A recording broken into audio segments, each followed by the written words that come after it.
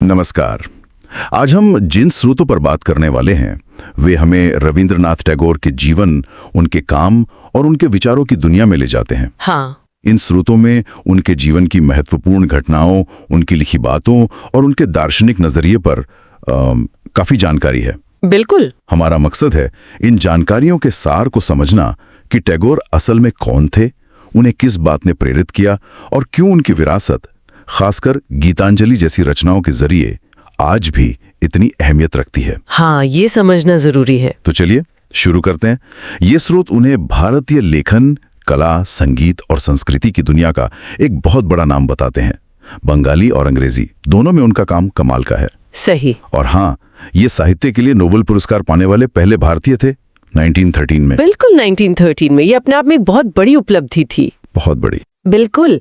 और उनकी कहानी शुरू होती है 7 मई 1861 को कोलकाता के जोरसंको इलाके में। ये जानना दिलचस्प है कि उनका परिवार उस समय के हिसाब से मतलब बौद्धिक और आध्यात्मिक रूप से काफी आगे था और बहुत संपन्न भी। हाँ, माहौल ही वैसा था। हाँ, माहौल ही ऐसा था जहाँ विचारों और कला को बहुत महत्व दिया जाता था। हाँ, जिक्र मिलता है कि उनके पिता महर्षि देवेंद्र नाथ टैगोर वो ब्रह्म समाज के जाने माने सदस्य थे। हाँ, ब्रह्म समाज। हाँ, उस वक्त का एक अहम सामाजिक धार्मिक सुधार आंदोलन था और वे उपनिषदों को बहुत गहराई से पढ़ते थे। उपनिषद यानी वो प्राचीन भारतीय ग्रंथ जिनमें जीवन और ब्रह्मांड के गूढ़ रहस्यों पर चिंतन है। सही कहा। और उनके दादा प्रिंस द्वारकानाथ टैगोर तो समाज सुधारक राजा राम मोहन रॉय के करीबी दोस्त थे। अच्छा। तो इस पारिवारिक पृष्ठभूमि का टैगोर के विचारों पर गहरा असर पड़ा। ये स्रोत बताते हैं कि कैसे उपनिषद और बौद्ध धर्म की शिक्षाएं उनके मन में रची बसी थीं। उन्होंने खुद भी इस बारे में लिखा है ना? कुछ ऐसा कि उपनिषदों के श्लोक और बुद्ध की शिक्षाएं उनके लिए महज शब्द नहीं बल्कि आत्मा की आवाज जैसी थी। हाँ हाँ, बिल्कुल। जिनमें हमेशा कुछ नया खोजने को मिलता है। बिल्कुल। उन्होंने लिखा, मेरे लिए उपनिषदों के छंद और बुद्ध की शिक्षाएं हमेशा आत्मा की चीजें रही हैं और इसलिए असीम जीवन शक्ति से संपन्न है। ये पंक्तियां दिखाती हैं कि ये प्रभाव कितना गहरा और निजी था। हाँ, ये उनके दर्शन की बुनियाद जैसा है। और साथ ही ये भी सामने आता है कि वे पारंपरिक रूढ़िवादी सोच और पुरानी बेमतलब हो चुकी परंपराओं के बड़े आलोचक थे। ये थोड़ा विरोधाभासी नहीं लगता? हाँ, एक तरफ गहरी आध्यात्मिक जड़ें, दूसरी तरफ परंपराओं पर सवाल। ये एक दिलचस्प पहलू है। सही कहा। शायद ये विरोधाभास नहीं बल्कि एक तरह से संतुलन साधने की कोशिश थी। अच्छा। वे आध्यात्मिकता के सार को पकड़ना चाहती थी, न कि उसके बाहरी कर्मकांडों या उन सामाजिक रूढ़ियों को जो इंसानी विकास में बाधा बनती हैं। उनका सुधारवादी नजरिया शायद इसी गहरी समझ से निकला था जो उन्हें अपने परिवार और उस समय के माहौल से मिला। अब उनकी शिक्षा की बात करें तो जो जानकारी मिली है वो थोड़ी चौंकाती है। पारंपरिक स्कूल की पढ़ाई उन्हें कभी रास नहीं आई। हाँ। घर पर ही अलग अलग शिक्षकों से पढ़ना पसंद करते थे। ऐसा लगता है जैसे किसी बंधे बंधाए ढर्रे में चलना उन्हें पसंद नहीं था। हाँ, ये बात साफ तौर पर सामने आती है। स्कूली शिक्षा का जो औपचारिक तरीका होता है वो उन्हें रुचिकर नहीं लगा। शायद इसीलिए 1877 में वे इंग्लैंड चले गए। वहां पहले ब्राइटन के एक पब्लिक स्कूल में और फिर लंदन यूनिवर्सिटी में दाखिला लिया। हाँ, सोचा गया होगा शायद वहां का माहौल। हाँ, शायद। लेकिन वहां भी कहानी कुछ वैसी ही रही। जानकारी के मुताबिक कानून की पढ़ाई में उनकी दिलचस्पी नहीं जगी और वे बिना डिग्री लिए ही भारत लौट आए। पर इंग्लैंड का ये वक्त बेकार नहीं गया, है ना? नहीं, बिल्कुल नहीं। वहां उन्होंने पश्चिमी साहित्य के बड़े नामों को पढ़ा। शेक्सपियर, ब्राउन, ब्लेक, वर्ड्सवर्थ, शेली, कीट्स, टेनिसन, इन सब का उनके मन पर क्या असर पड़ा होगा? निश्चित रूप से बहुत गहरा असर पड़ा होगा। पश्चिमी साहित्य की इन महान रचनाओं को पढ़ने से उनके विचारों को एक नया आयाम मिला। कह सकते हैं एक वैश्विक परिप्रेक्ष्य विकसित हुआ होगा। हाँ। ये उनके खुद के साहित्यिक अंदाज को गढ़ने में बहुत मददगार साबित हुआ होगा। इसके बाद भारत लौटकर 1883 में उनका विवाह मृणालिनी देवी से हुआ और उनके 3 बच्चे भी हुए। अच्छा। तो निजी जीवन के अनुभव भी उनके व्यक्तित्व और लेखन में जुड़ते गए। यहाँ से उनके जीवन का वो दौर शुरू होता है जहाँ वे एक लेखक और विचारक के तौर पर सचमुच स्थापित होते हैं। उन्होंने कला और साहित्य में जैसे नए पैमाने गढ़े। हाँ। उनकी शुरुआती रचनाओं जैसे भानपुल, भानुसिम्हा, हृदय, संध्या संगीत, प्रभात संगीत, चित्रा वगैरह का जिक्र मिलता है और साथ ही वे सामाजिक मुद्दों पर भी लगातार लिख रहे थे। बिल्कुल। उन्होंने हिंदू समाज में फैली कुछ गलत मान्यताओं और प्रथाओं की तीखी आलोचना की। हिंदू विवाह पर, अंग्रेज और भारतीय, शासक और शासित जैसे विषयों पर निबंध लिखे। ये दिखाता है कि वो अपने आसपास के समाज से कितने जुड़े हुए थे और उसमें सुधार लाना चाहते थे। और फिर एक बहुत ही महत्वपूर्ण घटना का जिक्र है, जलियांवाला बाग हत्याकांड। हाँ। इस बर्बर घटना के विरोध में उन्होंने ब्रिटिश सरकार से मिली नाइटहुड की उपाधि लौटा दी। ये महज एक प्रतीकात्मक कदम नहीं था। नहीं, बिल्कुल नहीं। ये उस वक्त बहुत बड़ी बात थी। हाँ, ये उनके नैतिक साहस और भारतीय राष्ट्रीय आंदोलन के साथ उनकी गहरी सहानुभूति को दिखाता है। सही। ये बताता है कि वे सिर्फ कला और साहित्य की दुनिया में ही नहीं जी रहे थे, बल्कि देश के दुख दर्द को भी महसूस करते थे और उसके लिए आवाज उठाने को तैयार थे। हाँ। ये उनके चरित्र की दृढ़ता का परिचायक है। लेकिन इसी दौर में उनके निजी जीवन में एक के बाद एक दुखद घटनाएं घटी। ये पढ़कर ही मन भारी हो जाता है। हाँ, बहुत दुखद। जानकारी के अनुसार 1902 से 1907 के बीच सिर्फ 5 सालों में उन्होंने कई प्रियजनों को खो दिया। 1902 में उनकी पत्नी मृणालिनी देवी, हाँ। 1903 में बेटी रेणुका, 1904 में उनके एक प्रिय शिष्य सतीश रॉय, 1905 में उनके पिता महर्षि देवेंद्रनाथ और 1907 में उनके सबसे छोटे बेटे शमिंद्रनाथ। ये सचमुच एक बहुत ही कठिन और पीड़ादायक दौर रहा होगा। इतने कम समय में इतने सारे व्यक्तिगत आघात झेलना किसी के लिए भी आसान नहीं होता। और स्रोतों में ये बात आती है कि इन व्यक्तिगत त्रासदियों ने उनके लेखन और दर्शन को और ज्यादा गहरा और ज्यादा दार्शनिक बना दिया। ऐसा कैसे हुआ होगा? मतलब दुख इंसान को तोड़ भी सकता है, लेकिन यहाँ ऐसा लगता है कि इसने उन्हें एक नई तरह की गहराई दी। हाँ, शायद ऐसा इसलिए हुआ क्योंकि इन अनुभवों ने उन्हें जीवन, मृत्यु, प्रेम और ईश्वर के स्वरूप जैसे बुनियादी सवालों पर और ज्यादा गहराई से सोचने पर मजबूर किया। अच्छा। बुक के अनुभव ने उन्हें शायद मानवीय पीड़ा के प्रति और संवेदनशील बनाया और दिव्यता की खोज को और तीव्र कर दिया।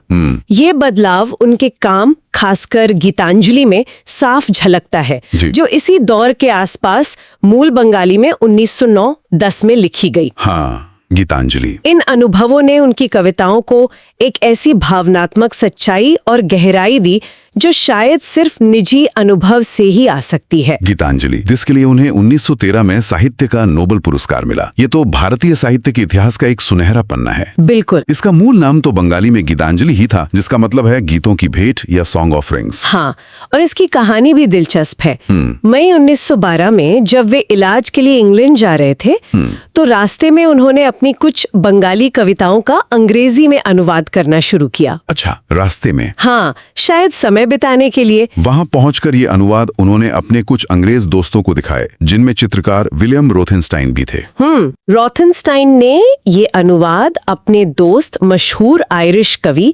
W.B. येट्स को दिखाए। और येट्स पे तो जैसे जादू हो गया। जानकारी में येट्स का जिक्र है कि वे इन कविताओं से कितने प्रभावित हुए थे। बहुत ज्यादा। येट्स ने न सिर्फ इन कविताओं के अंग्रेजी संग्रह गीतांजलि सॉन्ग ऑफरिंग्स की प्रस्तावना लिखी। हाँ, प्रस्तावना लिखी है। बल्कि उसे लंदन की इंडिया सोसाइटी से प्रकाशित करवाने में भी मदद की। येट्स को लगा कि इन कविताओं में एक ऐसी गहरी आध्यात्मिकता और सादगी है जो पश्चिमी दुनिया शायद खो चुकी थी। उन्होंने महसूस किया कि ये कविताएं एक ऐसी संस्कृति से निकली हैं जहां कल्पना सदियों से परिष्कृत होती आई है। क्या हम गीतांजलि को किसी खास भारतीय परंपरा से जोड़कर देख सकते हैं? स्रोत इसे भारतीय भक्ति परंपरा का हिस्सा बताते हैं। हाँ, इसे भारतीय भक्ति परंपरा का एक बेहतरीन नमूना माना जाता है। भक्ति परंपरा यानी ईश्वर के प्रति प्रेम, समर्पण और सीधे जुड़ाव का रास्ता। सही। गीतांजलि में ईश्वर के प्रति एक गहरा समर्पण भाव है, एक प्रार्थना की अवस्था तक पहुंचने की कोशिश है। इसमें कुल 103 छोटी कविताएं या गीत हैं जो असल में चिंतन जैसे हैं। 103 गीत। हाँ, और जैसा हमने पहले बात की, इनमें व्यक्तिगत दुख की छाया, पत्नी, बेटी, पिता, पुत्र को खोने का दर्द और साथ ही उस दुख से उभरकर ईश्वर से जुड़ने की एक तीव्र इच्छा महसूस होती है। इन कविताओं के मुख्य विषय क्या उभर कर आते हैं? स्रोत 4 मुख्य दिशाएं बताते हैं। ईश्वर और इंसान की आत्मा का रिश्ता, हाँ, प्रकृति और आत्मा का जुड़ाव, और आत्मा और मानवता, आत्मा और बाकी मानवता के बीच का संबंध। ये चारों पहलू आपस में गुथे हुए हैं। बिल्कुल, ये कविताएं आत्मा की एक यात्रा जैसी हैं, अनंत की ओर। इस यात्रा में आत्मशुद्धि है, प्रेम है, लगातार प्रार्थना है, भक्ति है और आखिर में ईश्वर के प्रति पूरी तरह से खुद को सौंप देने का भाव है। समर्पण। हाँ, समर्पण।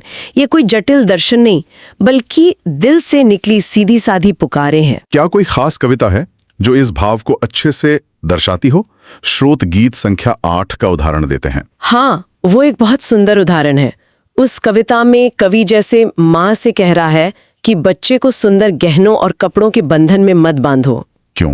क्योंकि ये बाहरी सुंदरता उसे धरती की सेहतमंद धूल से यानी जीवन के असली जमीनी अनुभवों से दूर रखती है। अच्छा। कविता की कुछ पंक्तियां हैं।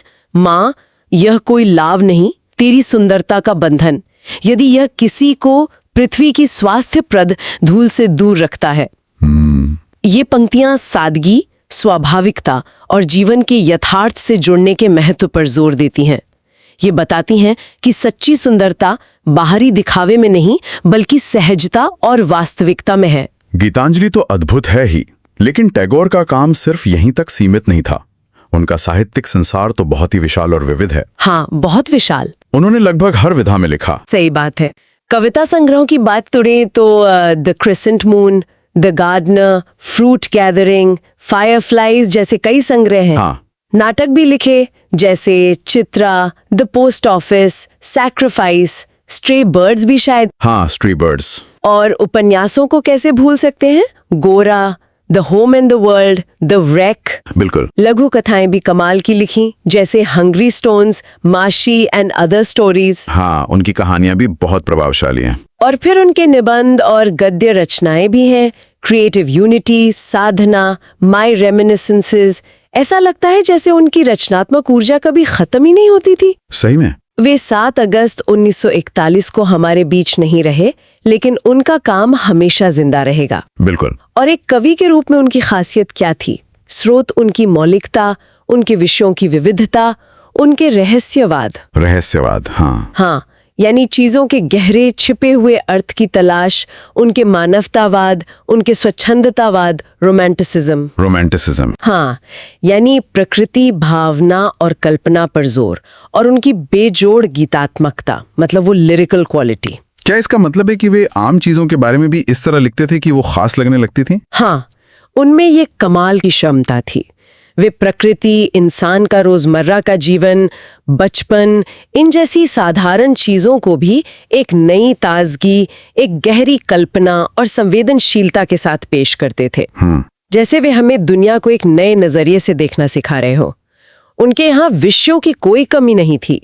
प्रकृति का हर रूप, बचपन की मासूमियत, इंसानी रिश्ते, देश प्रेम, आध्यात्मिकता, सब कुछ उनकी कविता में जगह पाता था। उनकी तुलना कुछ पश्चिमी कवियों जैसे वर्ड्सवर्थ या वॉल्टर डिलामारे से भी की जाती है। हाँ, की जाती है। खासकर बच्चों और प्रकृति को लेकर उनके नजरिए के लिए।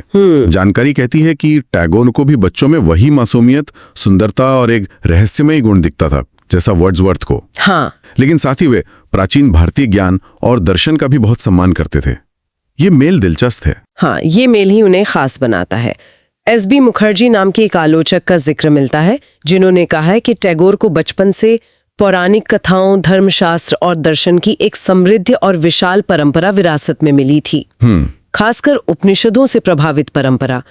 लेकिन साथ ही उनका मन पश्चिमी विचारों और साहित्य के लिए भी खुला था। वे एक ऐसे कवि थे जिनकी कला में ये दोनों दुनियाएं मिलती थीं।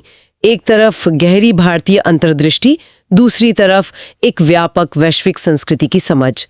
उनकी जड़ें अपनी मिट्टी में थीं, लेकिन उनकी शाखाएं पूरी दुनिया में फैली हुई थीं। तो इन सारी बातों को समेटें तो इस विश्लेषण से मुख्य बातें क्या निकलती हैं? रविंद्रनाथ टैगोर सिर्फ एक नोबेल पुरस्कार विजेता लेखक नहीं थे। बिल्कुल नहीं। वे एक बहुआयामी प्रतिभा थे। कवि, नाटककार, उपन्यासकार, निबंधकार, संगीतकार, चित्रकार, विचारक, शिक्षाविद और क्या नहीं। हाँ, उनकी प्रतिभा के कई आयाम थे। उनकी जड़ें भारतीय आध्यात्मिकता और संस्कृति में बहुत गहरी थीं, लेकिन उनका नजरिया पूरी तरह से सार्वभौमिक यानी यूनिवर्सल था। और ये भी साफ है कि उनके निजी जीवन की त्रासदियों ने उनके काम को एक असाधारण गहराई और मानवीय स्पर्श दिया। हाँ, ये बहुत अहम बात है। इसने शायद उनके दर्शन को किताबी होने से बचाया और उसे ज्यादा सहानुभूतिपूर्ण बनाया। उनकी रचनाएं और खासतौर पर गीतांजलि आज भी प्रासंगिक हैं। हाँ, क्योंकि वे आत्मशुद्धि, प्रेम, भक्ति, प्रकृति से जुड़ाव और इंसान होने के गहरे सवालों से जूझती हैं। ये वो सवाल हैं जो हमेशा मायने रखेंगे। बिल्कुल। उनका असर साहित्य, कला, संगीत और हमारे सोचने के तरीके पर आज भी महसूस किया जा सकता है। ये सब सुन के सोचने पर मजबूर होता हूँ। आज की इस तेज रफ्तार, भागदौड़ भरी और कई बार काफी सतही लगने वाले दुनिया में टैगोर की रचनाओं में जो शांति, प्रकृति के प्रति प्रेम और गहरे आत्मचिंतन के संदेश छिपे हैं, उनका हमारे लिए क्या महत्व हो सकता है? क्या उनकी आवाज आज भी हमें रास्ता दिखा सकती है? ये वाकई एक बड़ा और सोचने लायक सवाल है। शायद आज के दौर में जहां हम बाहरी चीजों में ज्यादा उलझे रहते हैं, टैगोर को पढ़ना हमें थोड़ा ठहरट कर अपने अंदर झांकने का मौका दे सकता है। हाँ। उनकी कविताएं, उनके लेख शायद हमें वो आंतरिक संतुलन और नजरिया वापस पाने में मदद कर सकते हैं जिसकी आज की जटिल दुनिया में हमें शायद सबसे ज्यादा जरूरत है। वे हमें याद दिलाते हैं कि जीवन में सुंदरता, शांति और गहरे अर्थ भी मौजूद हैं, बस उन्हें खोजने की जरूरत है।